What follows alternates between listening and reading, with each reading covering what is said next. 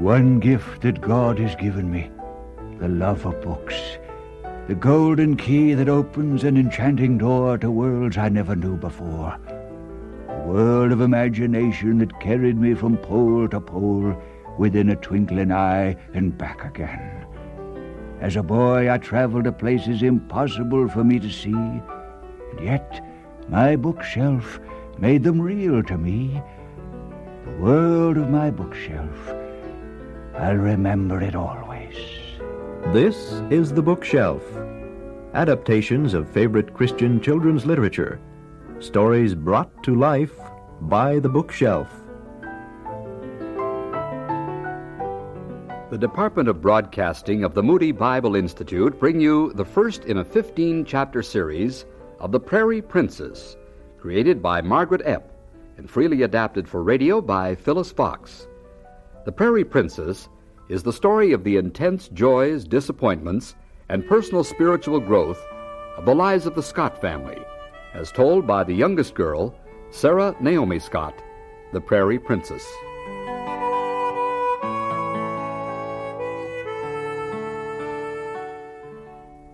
If I could paint a picture of all the wonderful things that I remember, I would paint a warm spring day when the wind tickled my face and the sunlight flashed on the puddles in our yard. Dad would be over by the barn cutting the shaggy winter hair off Daisy and Beauty, our chunky plow horses, and Stuart would be mending the fence so the chickens wouldn't get out. And then I'd draw me hanging over the sill of the upstairs window with this longing look on my face, wanting more than anything else to be outdoors. Come on down, Princess. I can't. I have to do the lamps. Well then, hurry up so you can come out. No fun standing there wishing you were somewhere else. Hurry up so you can come out. My brother Stuart. Well, he knew a lot, 'cause he went to high school in town 5 times a week, driving all the way in the buggy. Yep, he was smart, except for one thing. You can't hurry when you've got 8 lamps to clean. Trimming the wicks, filling the lamps with oil, and washing and rinsing and polishing the globes. It's a hard job, and sometimes I wondered if Stuart realized how hard it was, especially for a 10-year-old. Sarah Naomi Scott, what's happened to you? I'm in my room. The lamps are on the kitchen table. I know, I put them there. I need to use the table to fold the clothes, so get a wiggle on. My big sister, old too, almost 20, and bossy. Well, sometimes, like now. But all in all, she's a very special person to me. But I'll never let her know, just 'cause you don't tell things like that to your older sisters. Well, we thought we'd lost you to your daydreams. I'm sorry, Mom. I was hanging out the window. Oh, it's such a pretty day. And you know the tree outside my window? Well, there's a meadowlark, and she's built a nest, and there are eggs in it. Well, that's wonderful, Sarah, but we're going to have to interrupt your nature watching. Those lamps need to be cleaned, and... I know. And the boots have to be polished. What time will you be leaving for town, Mom? Right after dinner. Oh, Mom, can I go into town with you? We'll see. Better get on the lamps right now. I will, and then the boots, and then to town. Maybe.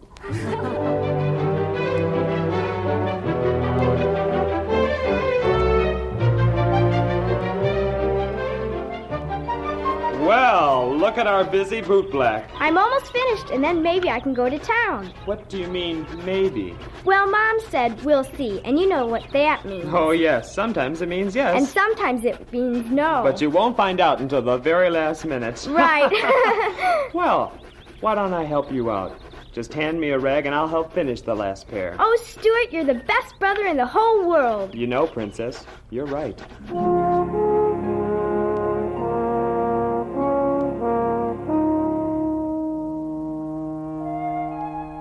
Princess. Yep, that's what Stuart called me. But it was Dad who nicknamed me because Sarah means princess. Sometimes I'd even daydream of what it would be like to be a real princess. I'd wear white satin dresses trimmed with lace every single day of the year. And every day I'd have homemade ice cream with angel food cake. Mother told me I'd probably get sick, but I don't think so. You know, honey, I think you're the only woman in the world that can make the week's leftovers fit for a king. Or a princess. For a kitchen slavey. Did you finish the boots, Sarah? She sure did. You can see her face in them. They're so shiny. Well, it's about time to head for town. Mom, can I? I'm afraid Hyacinth is the only horse available for the small buggy today. Maybe Robbie ought to go with you. Hyacinth isn't used to a single harness, so she might get a bit frisky. But, Mom, do you think... I think I can manage her. And I won't need Robbie's company. Sarah'd like to go to town with me. And I promised Spencer I'd go gopher hunting this afternoon. You know they're paying 5 cents for every gopher tail. Listen to the businessman. Well, we all can't be farmers. All right, Princess, change into a dress. You're going to town. Yippee! Robbie, I love you. Don't you dare kiss me. I just washed my face.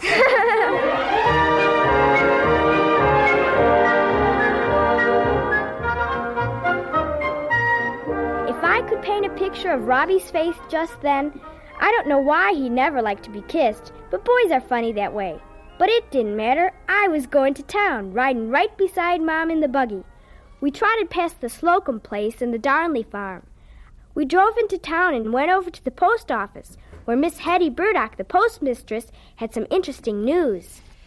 Yes, Sheila. Miss Jane Bolton's niece is coming to live with her. I guess she'd be about Sarah's age. How did you hear about it, Miss Hetty? One of them postcards came. Anybody can read 'em, not against the law. Did you say she was my age, Miss Burdock? Yes, child, but 'tain't likely to do you much good if Miss Jane Bolton does have a girl living with her. And pity the poor thing. That's what everybody says. Jane Bolton's my friend, Hetty. Some family skeletons ain't so old-fired secrets, Sheila Scott. You needn't think it.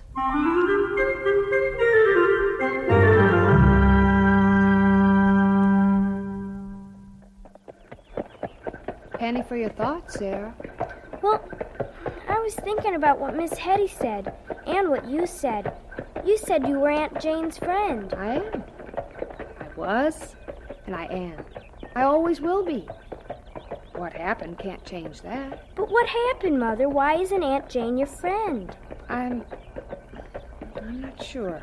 I can guess. Can't you tell me? No, Princess, I can't. For 2 reasons. I'm not sure I know the real reasons, or the reasons within the reasons, and if I did, it's Aunt Jane's affair, not mine. But what, dear? Doesn't it hurt to lose a friend? Oh, yes. Deeply, Sarah. Aunt Jane and I were close friends from the time we were your age.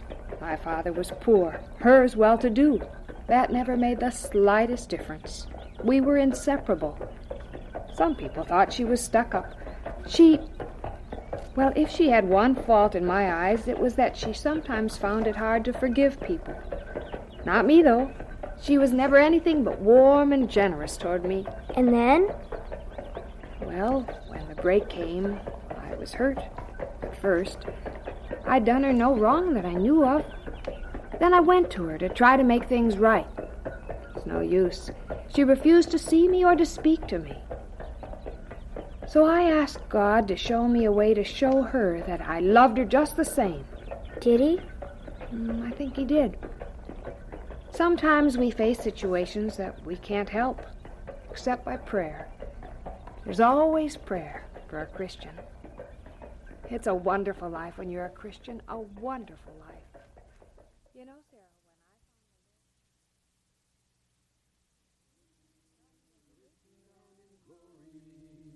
And it's mine, oh yes, it's mine. And the white-robed angels sing the story. A sinner has come home, for there's a new name written down in glory.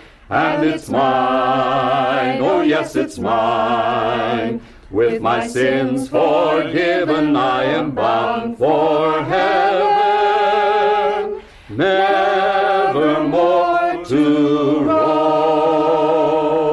Oh, that's good. All right, has everybody sung their favorite hymn? Mm-hmm. Going once? Going twice? Oh, come on. Do I hear another? Dad? Yes, Princess? I bet she wants to sing Come to the Church. Did we have singing on Saturday night when Keith was home? Sarah, don't ask those questions. I'm sorry, Kathy. I was just... That's all right, Kathleen. There's no reason why Sarah shouldn't mention Keith's name, dear. He's her brother.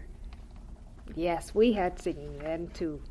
Sometimes the Heaths would drop by, and even the Thatchers. Remember, dear? Yes, I remember. Well, Sally's closing down the switchboard. No more calls today. Why don't we sing the Prince's favorite? Then we'd better have devotions and off to bed. Kathy, why don't you play the introduction? Okay, everybody, let's hear it from the Scott Family Singers.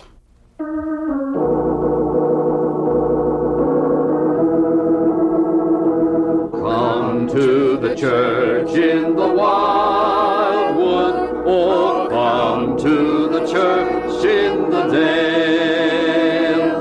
No spot was so dear to my childhood as the little brown church in the vale.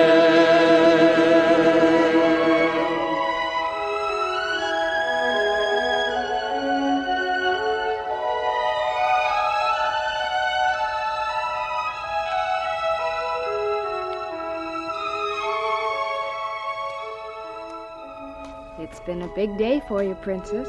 Mm-hmm. Said your prayers. Yep. Want me to tuck you in? Okay. Honey, I know you feel upset about this evening. Dad looked so upset. He didn't even sing Come to the Church. Oh, I know. And then when he prayed, I peeked and he was crying and it was all my fault. No, it's not. You never knew Keith. When he ran away, you were so young. But why did he run away? I would never run away from you and Dad. I don't think he was running away from us as much as from God. Oh. He'll come back. And then we'll be a complete family. How do you know that? Because I believe in God's promises to his children. But why did God have him run away in the first place? God didn't have him run away. That was Keith's decision. But why did God let him? Sarah, we're God's children, not his puppets. We make our own decisions. And if they're wrong, God waits for us, just like he's waiting for Keith. Just like he's waiting for you.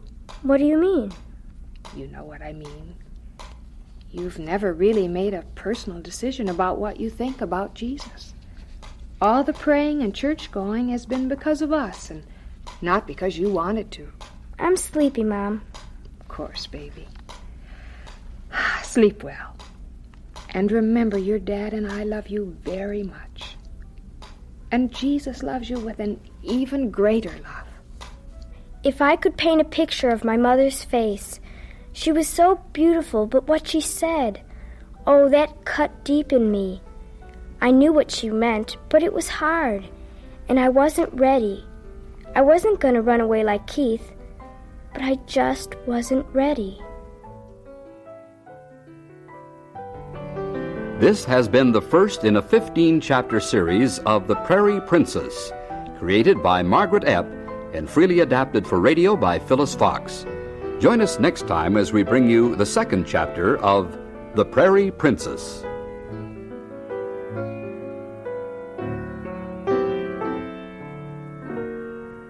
You've been listening to another dramatic adaptation of Christian children's literature, brought to life by the Bookshelf. This has been a radio presentation produced by the Broadcasting Department of the Moody Bible Institute.